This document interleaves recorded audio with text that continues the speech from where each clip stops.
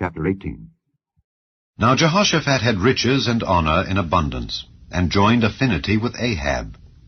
And after certain years he went down to Ahab to Samaria.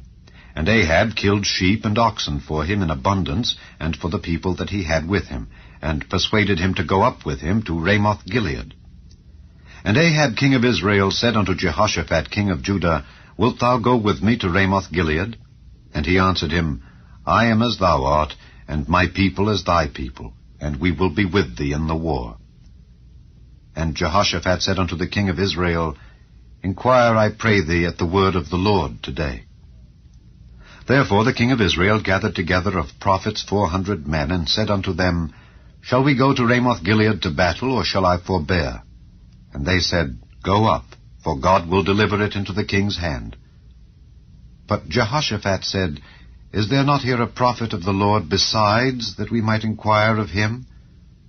And the king of Israel said unto Jehoshaphat, There is yet one man by whom we may inquire of the Lord, but I hate him, for he never prophesied good unto me, but always evil. The same is Micaiah, the son of Imlah. And Jehoshaphat said, Let not the king say so. And the king of Israel called for one of his officers, and said, Fetch quickly Micaiah, the son of Imlah. And the king of Israel and Jehoshaphat king of Judah sat either of them on his throne, clothed in their robes, and they sat in a void place at the entering in of the gate of Samaria, and all the prophets prophesied before them. And Zedekiah the son of Chenaanah had made him horns of iron, and said, Thus saith the Lord, With these thou shalt push Syria until they be consumed.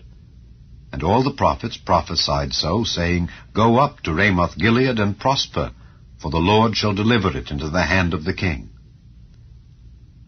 And the messenger that went to call Micaiah spake to him, saying, Behold, the words of the prophets declare good to the king with one assent.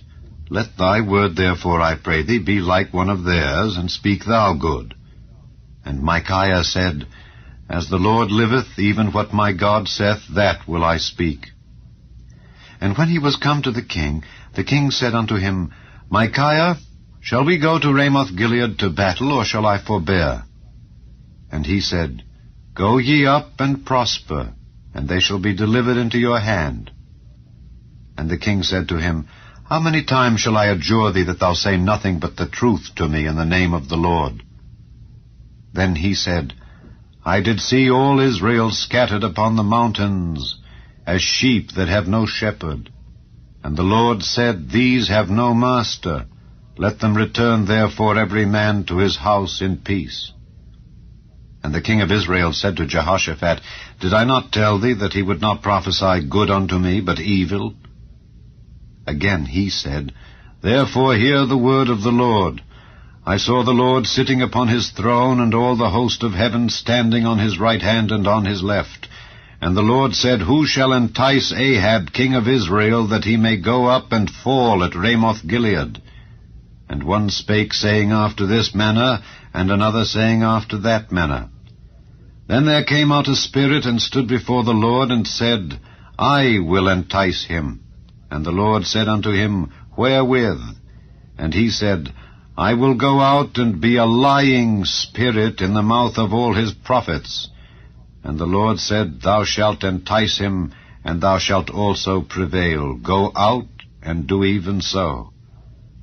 Now therefore, behold, the Lord hath put a lying spirit in the mouth of these thy prophets, and the Lord hath spoken evil against thee. Then Zedekiah the son of Chenaanah came near, and smote Micaiah upon the cheek, and said, Which way went the Spirit of the Lord from me to speak unto thee? And Micaiah said, Behold, thou shalt see, on that day when thou shalt go into an inner chamber to hide thyself. Then the king of Israel said, Take ye Micaiah, and carry him back to Amon the governor of the city, and to Joash the king's son, and say, Thus saith the king, Put this fellow in the prison, and feed him with bread of affliction and with water of affliction, until I return in peace. And Micaiah said, If thou certainly return in peace, then hath not the Lord spoken by me. And he said, Hearken, all ye people. So the king of Israel and Jehoshaphat the king of Judah went up to Ramoth-Gilead. And the king of Israel said unto Jehoshaphat, I will disguise myself, and will go to the battle, but put thou on thy robes. So the king of Israel disguised himself, and they went to the battle. Now the king of Syria had commanded the captains of the chariots that were with him, saying, Fight ye not with small or great, save only with the king of Israel. And it came to pass, when the captains of the chariots saw Jehoshaphat, that they said, It is the king of Israel.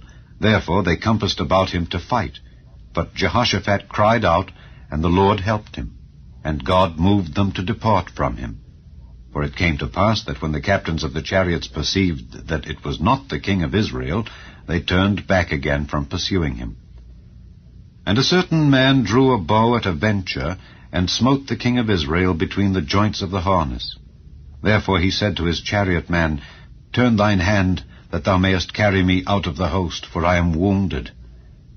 And the battle increased that day. Howbeit the king of Israel stayed himself up in his chariot against the Syrians until the even, and about the time of the sun going down he died.